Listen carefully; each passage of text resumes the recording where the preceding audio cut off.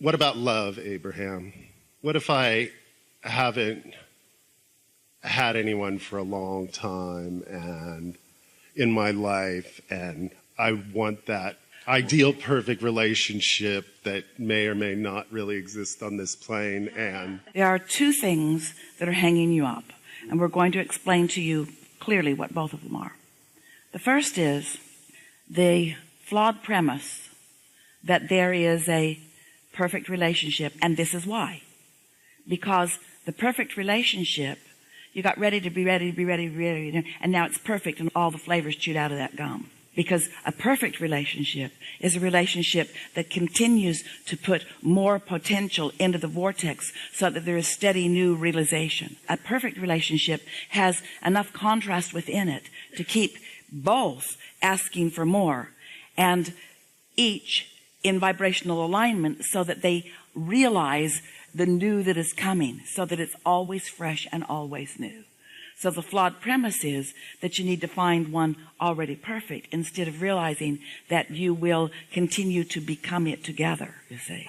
Isn't that nice to know? yeah, that is nice to know. The other, and we touched on it just a little bit yesterday as we were reveling in the magnificence of the whales who came out to play. And we want you to feel like, because it is true, that the seas are awash in magnificent beasts that are willing to show themselves to you. We want you to accept that the world is awash in money, that you may become a vibrational match to. And the world is awash in partners eager to find one another. Don't make it a rare thing that makes you a master in order to see it. Let it be so plentiful that you can just bumble and stumble your way into joyful manifestation moment after moment after moment after moment. Let your joyful bliss and your awareness of the abundance of it, just let it come to you and keep coming to you and keep coming to you and keep coming to you. Don't make it rare, which causes you to doubt. That was big.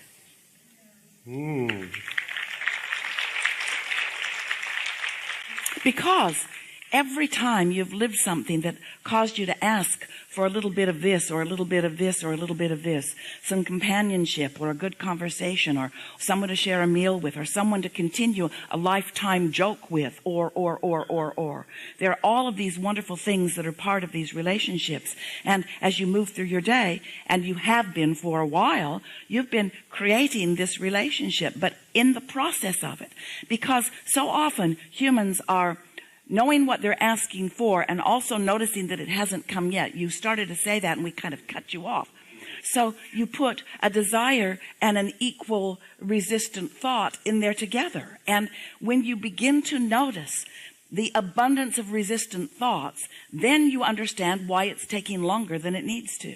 It's only the resistant thoughts. And resistant thoughts start with people saying, oh, well, they're hard to come by, or perfect relationships are hard to find. And that is not true.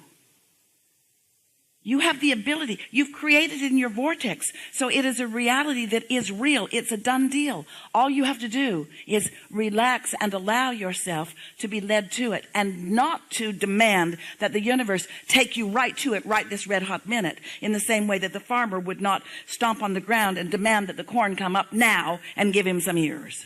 There is an understanding of the process that is very helpful. Felt like for a while that, especially listening to you, that I just don't think about that very much at all.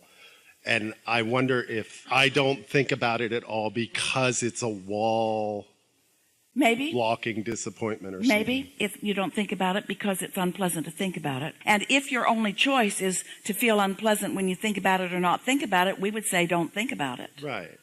But this leads us into a conversation that we really want to have with this room full of very powerful and deliberate creators.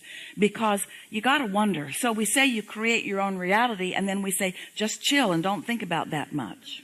Then we say, get into the receiving mode. And then we explain to you, you have already created it. You've already created it. In other words, step 1 caused you to ask for it. And step 2 caused it to become a vibrational reality. So it is already done. And you just have to put the finishing touches on by becoming a vibrational match to it. But there's another piece of this that you've just introduced into the conversation that is such an important conversation to have. And that is, so I am the creator of my own experience, and I do accept that this vibrational reality is real and that it exists. And isn't there some value in my now focusing what's in my vortex? And we say, if you can feel good while you anticipate the unfolding of what's in your vortex, then that is such a lovely way to live. Because when you start letting yourself think about this lovely relationship that is unfolding, a lot of that thinking, it moves from your wanting to think about it, your willingness to think about it, and your receiving the thoughts. So visualizations begin happening. You begin having dreams even while you're sleeping. In other words, all kinds of manifestations. Dreams are manifestations too. All kinds of things begin to occur to you. But it's such a lovely thing. Creation gets really, really fun when you know that you are the creator, when you know that stuff is already created, when you know that all you've got to do is cue yourself up and be in the vibrational vicinity of the creation. And then you are joyful in your hearing and adding to, and hearing and adding to. Do you know the best life, the very best life, to start in a new place? So when you're sifting through this contrast, as we've been demonstrating all week long, that's a strong asking, usually with some resistance involved. And then there's this vortex with all of these things that you want. But when you begin meditating, making lists of positive aspects, and occasionally, often, frequently getting on rampages of appreciation so that you're feeling good much of the time, then you can ask and receive, ask and receive, ask and receive, ask and receive. You can begin playing this game of, wouldn't it be nice if? Well, wouldn't it be nice if? And when the answer to the wouldn't be nice if is good feeling, not bad. In other words, if you say, wouldn't it be nice if I had somebody to go to dinner with tonight? Not what we're talking about. It's the, wouldn't it be nice if when I turn the corner I have this interaction with something or someone. In other words, it's that anticipation. Wouldn't it be nice if? Wouldn't it be nice if? That's just such a lovely vibration to be in. It's satisfied with what is and an eagerness for more. And that not only brings you what you want so that you are ready to be ready to be ready to be ready to have this relationship that you're wanting, but every moment is filled with some aspect of that becoming, which can begin to feel so good and can begin to satisfy so many intentions that you might say, hey, I'm happy to always be ready, to be ready, to be ready, to be ready, to be ready. There needs to be no ending point to this. Ready, to be ready, to be ready, to be ready, to be ready, to be ready, to be ready, to be ready, to be ready, to be ready. There doesn't ever need to be a, oh, it's now done, because really it never is done. You're not ever going to get it done. And so what difference does it make whether you're ready to be ready here or whether you're ready to be ready over here? Readiness to be ready feels good and now is fun. But when you say, no, not fun till that happens, then that can happen. But fun, even though that hasn't happened. Yeah, still fun, even though that hasn't happened. Still really fun, even though that hasn't happened. Really, really fun, even though that hasn't happened. So fun, that doesn't need to happen. Happens. So fun, feeling so good that I don't have any lackful attachment to this condition in order to feel good.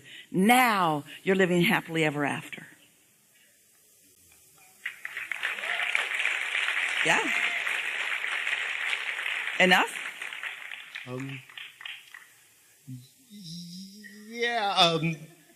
So that hasn't felt good before. So I stopped thinking about it, but I don't have to worry about that anymore because I'm over here That now. was before we had this conversation. Yeah, right.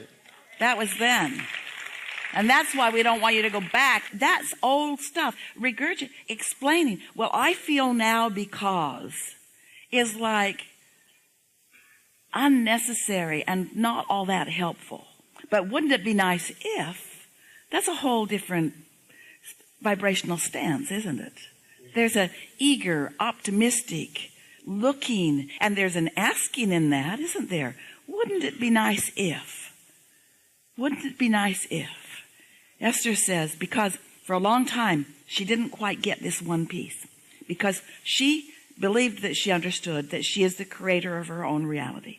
We talked about that for enough years that she believed that she was getting that.